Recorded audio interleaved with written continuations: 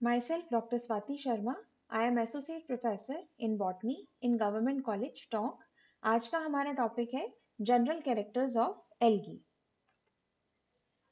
Algae के general characters में सबसे पहले हम उसकी अकरेंस पढ़ेंगे कि वो किन किन स्थानों पर पाई जाती है। तो इसकी वाइड अकरेंस है, ये काफ़ी सारे तरह के हैबिटेट्स में ये पाई जाती है, लेकिन मेनली ये एक्वेटिक है यानी जल में पाई जाती है। अलग अलग हैबिटेट्स के आधार पर उसको कई कैटेगरीज में बांटा गया है एल्गी को। पहला एक्वेटिक, जिसमें कि वह पानी में जल में जब एल्गी पाई जाती है तो एक्वेटिक एल्गी कहलाती है। और उस एक्वेटिक एल्गी को भी सब डिवाइड किया गया है। पहला है फ्रेश वाटर। फ्रेश वाटर यानी कि मीठे पानी में यह एल्गी पाई जाती है।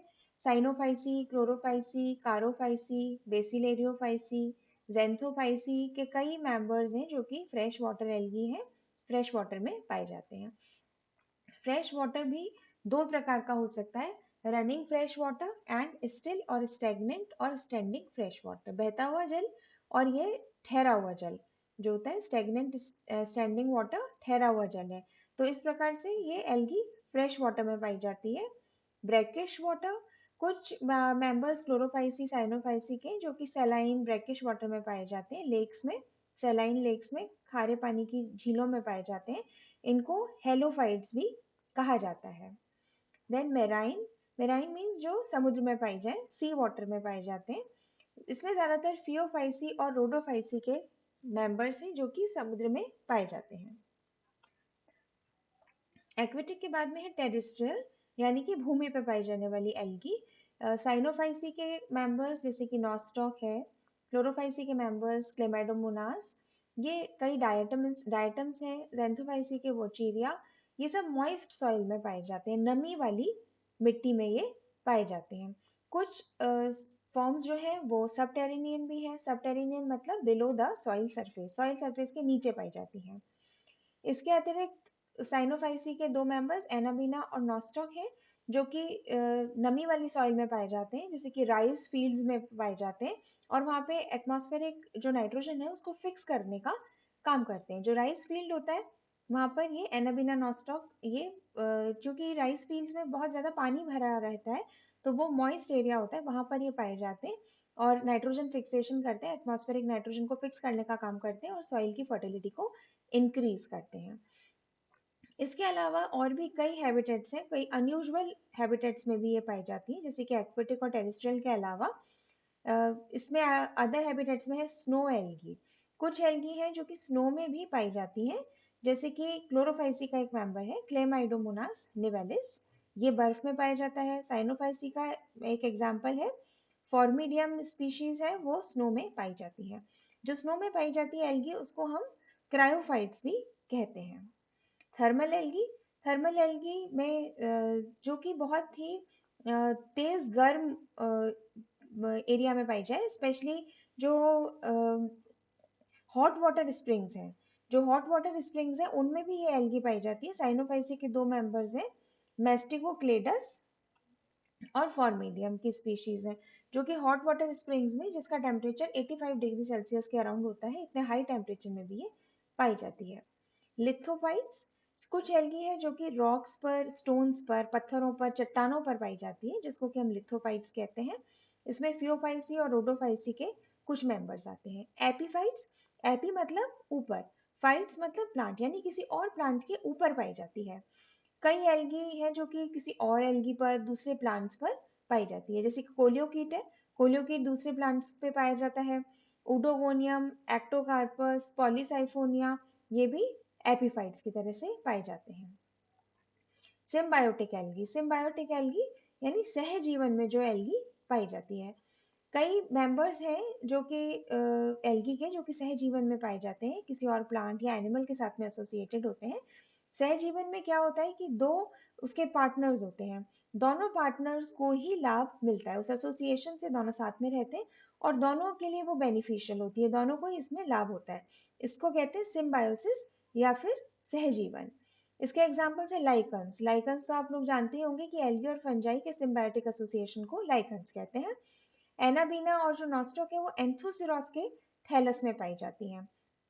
एंथोसिरोस एक ब्रायोफाइटा है, उसमें ये एनाबीना और नॉस्टॉक पाई जाती हैं।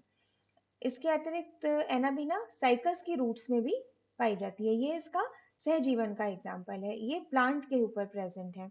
लाइकन में भी प्लांट्स है, एनाबीना नॉस्टॉक भी एंथोसिरॉस पे प्रेजेंट है और एनाबीना साइकस के रूट्स में। इसके अतिरिक्त जो क्लेडोफोरा है वो सिम्बायोटिक एसोसिएशन बनाती है स्नेल्स के साथ में, एनिमल्स के साथ में भी सिम्बायोटिक एसोसिएशन में पाया जाता है। तो क्लेडोफोरा जो है वो स्नेल्स के साथ में और जू क्लोरेला हाइड्रा के साथ में सिम्बायोटिक एसोसिएशन में रहते हैं। Next is parasites. इसमें कई एल्गी है जो कि पैरासिटिक एल्गी होती है और ये उसमें कई डिजीजेस भी कॉज कर सकती है। जैसे सिफेलुरोज है जो कि क्लोरोफाइसी का मेंबर है। ये कॉफी की, टी की और पेपर की लीव्स पर पार्शियल पैरासाइट की फॉर्म में पाया जाता है। कई रेड एल्गी भी है, वो भी पैरासिटिक सिम्टम्स अपने शो करती हैं, तो वो कुछ पैरासिटिक हैबिट भी शो करती हैं। इसके बाद है अकरेंस के बाद है थैलस ऑर्गेनाइजेशन। इनका थैलस विभिन्न प्रकार का होता है, यूनिसेल्युलर से लेकर के multi cellular, motile non motile से लेकर के मोटाइल, इसमें अलग अलग तरीके का थैलस इनमें पाया जाता है। और ये काफी कॉम्प्लिकेटेड स्ट्रक्चर भी शो करते हैं और सिंपल यूनिसेल्युलर स्ट्रक्चर भी शो करते हैं। अगला है इसमें thallus structure. Thallus plant body होती है एल्गी की, जिसमें कि वो जड़, तना, पत्ती में विभेदित नहीं होता है उसका प्लांट। और इसमें कुछ इस तरीके की भी फॉर्म्स हैं जिनमें कि सेल वॉल एब्सेंट होती है। इनका प्रोटोप्लास्ट क्या है, नेकेड होता है। कुछ प्रिमिटिव एल्गी होती है जिनमें कि प्रोटोप्लास्ट ही नेकेड है, जिसमें सेल वॉल नहीं पाई जाती है। बाकी सब में distinct rigid 2 to 3 layered cell wall पाई जाती है। सेल वॉल का जो मेन कॉन्स्टिट्यूएंट है वो इसमें पैक्टिन और सेल्यूलोज, सेल वॉल पैक्टिन और सेल्यूलोज के द्वारा बनी होती है। सेल वॉल के अंदर प्रोटोप्लास्ट पाया जाता है। प्रोटोप्लास्ट जो है वो प्लाज्मा मेम्ब्रेन से बंधा हुआ रहता है, बाउंडेड रहता है। बाहर प्लाज्मा मेम्ब्रेन पाई जाती है, अंदर प्रोटोप्लास्ट पाया जाता है। कारोफाइसी जो है उसमें साइटोप्लाज्म जो स्ट्रीमिंग मूवमेंट शो करता है, वो लगातार स्ट्रीमिंग मूवमेंट शो करता रहता है। और इनमें वैक्यूल्स भी पाई जाती हैं प्रोटोप्लास्ट में। फ्लैजिला, लोकोमोशन के लिए इसमें फ्लैजिला पाया जाता है। कुछ नॉन मोटाइल एल्गी होती है जिनमें नहीं पाया जाता, जो मोटाइल एल्गी होती है उनमें फ्लैजिला पाया जाता है। नहीं तो उसमें कभी किसी एसेक्सुअल रिप्रोडक्शन, सेक्सुअल रिप्रोडक्शन की स्टेज में भी फ्लैजिला पाया जा सकता है। कई प्रकार के स्पोर्स इसमें डेवलप होते हैं, उनमें वो भी फ्लैजिलेटेड हो सकते हैं। जो फ्लैजिला है वो एपिकल हो सकता है, उसके एपेक्स पर प्रेजेंट हो सकता है। सब एपिकल मतलब एपेक्स से थोड़ा सा नीचे, या फिर लेटरल साइड में भी उसमें प्रेजेंट हो सकते हैं। जनरली 2 फ्लैजिला पाए जाते हैं, लेकिन रेयरली 1, 3, 4 और मोर, 4 से भी ज्यादा फ्लैजिला पाए जा सकते हैं। जब हम इलेक्ट्रॉन माइक्रोस्कोप में फ्लैजिला को स्टडी करते हैं तो वो 9+2 अरेंजमेंट दिखाता है।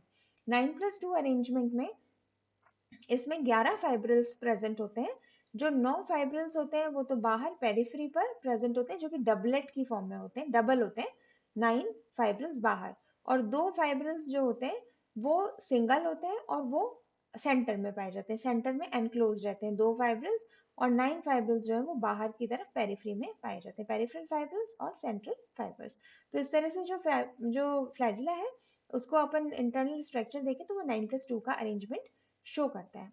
मेनली 4 प्रकार के फ्लैजिला इसमें पाए जाते हैं, सिंपल, एक्रोनिमेटिक और विप्लिश, प्लूरोनिमेटिक और टेंसल टाइप, और हैप्लोनीमा। सबसे पहले सिंपल, ये एकदम सिंपल होता है। इसका डायमीटर जो होता है वो सेम रहता है थ्रू आउट द लेंथ, पूरी लंबाई में उसका डायमीटर जो है वो सेम रहता है। नेक्स्ट एक्रोनिमेटिक और विप्लेश टाइप ऑफ फ्लैजिला। एक्रोनिमेटिक और विप्लेश, विप्लेश मतलब जैसे चाबुक के समान जिसका संरचना हो, यानी कि बेस से तो ये स्वोलन हो और टिप पर से ये फाइब्रिल हो, थोड़ा पतला हो जाता हो, उसको कहते हैं एक्रोनिमेटिक या विप्लेश टाइप ऑफ फ्लैजिला। प्लूरोनिमेटिक और टिंसल टाइप ऑफ फ्लैजिला, जिसमें कि फ्लैजिला पर हेयर प्रेजेंट होते हैं। अगर ये भी 2 प्रकार का होता है, पेंटोनिमेटिक एंड स्टाइकोनिमेटिक। पेंटोनिमेटिक जिसमें कि ये हेयर लाइक स्ट्रक्चर्स जो है वो दोनों तरफ प्रेजेंट हो, तो वो पेंटोनिमेटिक फ्लैजिला कहलाता है। और स्टाइकोनिमेटिक फ्लैजिला जिसमें कि ये जो हेयर लाइक प्रोजेक्शन है ये केवल एक साइड में प्रेजेंट हो और एक साइड में वो एब्सेंट होते हैं, तो उसको हम कहते हैं स्टाइकोनिमेटिक। अगला है हैप्लोनीमा। हैप्लोनीमा में जो टिप होती है वो स्वोलन होती है और बाकी क्या होता है, ये कॉइल्ड स्ट्रक्चर होता है फ्लैजिला का, उसको कहते हैं हैप्लोनीमा। फिर इसमें जो स्ट्रक्चर्स पाए जाते हैं सेल्यूलर, वो है माइटोकॉन्ड्रिया। माइटोकॉन्ड्रिया जनरली इसमें सभी सेल्स में माइटोकॉन्ड्रिया पाया जाता है, केवल साइनोफाइसी के मेंबर्स में माइटोकॉन्ड्रिया नहीं पाया जाता है, क्योंकि ये साइनोफाइसी जो है ये प्रोकैरियोटिक एल्गी का ग्रुप आता है। इसमें जो एल्गी के मेंबर्स हैं वो सारे इसमें प्रोकैरियोटिक हैं, तो प्रोकैरियोटिक एल्गी है तो मेम्ब्रेन बाउंड स्ट्रक्चर्स इसमें नहीं पाए जाते हैं, तो माइटोकॉन्ड्रिया भी प्रोकैरियोटिक सेल में नहीं पाया जाता है। तो साइनोफाइसी के अतिरिक्त बाकी सभी में सभी मेंबर्स में माइटोकॉन्ड्रिया पाया जाता है। वन टू मैनी, एक से लेके कई माइटोकॉन्ड्रिया एक सेल में प्रेजेंट होते हैं। माइटोकॉन्ड्रिया जैसा स्ट्रक्चर होता है डबल मेम्ब्रेन बाउंड स्ट्रक्चर होता है। जो इनर मेम्ब्रेन होती है वो क्रिस्टी या फोल्ड्स बनाती है। जो क्रिस्टी है वो मैट्रिक्स के अंदर प्रोजेक्ट करते हैं, अंदर की तरफ वो क्रिस्टी जो है प्रोजेक्शंस बनाता है माइटोकॉन्ड्रिया में। और अ, इसमें जो कुछ स्पीशीज है, कुछ सेल्स हैं जिनमें कि माइटोकॉन्ड्रिया का नंबर जो है वो फिक्स होता है, एक कांस्टेंट नंबर ऑफ माइटोकॉन्ड्रिया होता है। नेक्स्ट इज गोल्गी बॉडीज और डिक्टियोसोम्स। प्लांट्स में हम इन्हें डिक्टियोसोम्स कहते हैं। ये न्यूक्लियस के पास, फ्लैजिला के बेस पर और प्लास्टिड्स के पास में पाए जाते हैं। जैसे कि हम जानते हैं नॉर्मल गोल्गी बॉडीज का स्ट्रक्चर होता है, these are stacks of flat vesicles. उसमें चपटे वेसिकल्स एक के ऊपर एक अरेंज्ड रहते हैं। गोल्गी कॉम्प्लेक्स का जो मेन फंक्शन है वो अननोन है, पर जनरली इसका मेन फंक्शन क्या होता है, सिक्रीशन करना होता है। एंडोप्लाज्मिक रेटिकुलम, ये एल्गल सेल में मोस्टली प्रेजेंट होती है और ये ट्यूब्यूल्स की, वेसिकल्स की बनी होती है। फिर फोटोसिंथेटिक पिगमेंट्स। फोटोसिंथेटिक पिगमेंट जो है वो अलग अलग ग्रुप्स, जो एल्गी का हम क्लासिफिकेशन पढ़ेंगे उसमें हम देखेंगे कि जो ग्रुप्स का क्लासिफिकेशन किया गया है किस बेसिस पे किया गया है, तो उसमें एक इम्पॉर्टेंट जो एस्पेक्ट लेते हैं वो फोटोसिंथेटिक पिगमेंट्स है, क्योंकि अलग अलग ग्रुप्स में अलग अलग फोटोसिंथेटिक पिगमेंट्स पाए जाते हैं। तो नेचर और अमाउंट अलग अलग ग्रुप्स में अलग अलग होता है फोटोसिंथेटिक पिगमेंट्स का। पिगमेंट्स जो होते हैं उसमें तीन प्रकार के होते हैं एल्गी में, chlorophylls, carotenoids and biliproteins. Carotenoids दो प्रकार के होते हैं, carotenes and xanthophylls. Biliproteins कहलाते हैं फाइकोबिलिन्स। क्लोरोफिल्स जो है वो पांच प्रकार के होते हैं, chlorophyll A, chlorophyll B, C, D and chlorophyll E. पांच प्रकार के क्लोरोफिल पाए जाते हैं। जो कैरोटीन्स होते हैं वो तीन प्रकार के होते हैं, अल्फा, बीटा एंड गामा। और जो ज़ैंथोफिल्स होते हैं वो 20 टाइप के, 20 different kinds of xanthophylls are reported. 20 तरीके के इसमें ज़ैंथोफिल्स पाए जाते हैं। और उनमें सबसे इंपॉर्टेंट है फ्यूकोजेंथिन, ल्यूटिन, वायोलेक्सेंथिन, जियाजेंथिन, ये सारे इंपॉर्टेंट ज़ैंथोफिल्स हैं। अब जो बिली प्रोटीन्स हैं, बिली प्रोटीन्स सी फाइकोसाइनिन और R phycocyanin, C phycoerythrin and R phycoerythrin, ये सारे इसमें बिली प्रोटीन्स पाए जाते हैं। जितने भी मेंबर्स हैं साइनोफाइसी के अतिरिक्त बाकी सब में प्लास्टिड्स में पाए जाते हैं सारे के सारे फोटोसिंथेटिक पिगमेंट्स, क्योंकि हमने ये पहले पढ़ा कि साइनोफाइसी में जितने भी मेंबर्स हैं वो प्रोकैरियोटिक एल्गा है।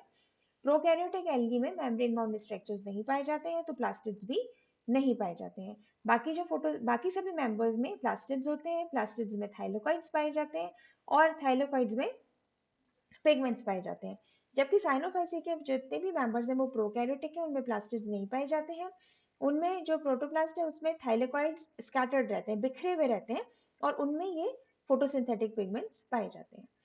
जब भी क्लोरोफिल बी प्रेजेंट होगा प्लास्टिड में, उसको हम क्लोरोप्लास्ट कहते हैं, जब भी क्लोरोफिल बी प्रेजेंट होता है। अगर क्लोरोफिल बी एब्सेंट है तो हम उसे क्रोमेटोफोर कहते हैं।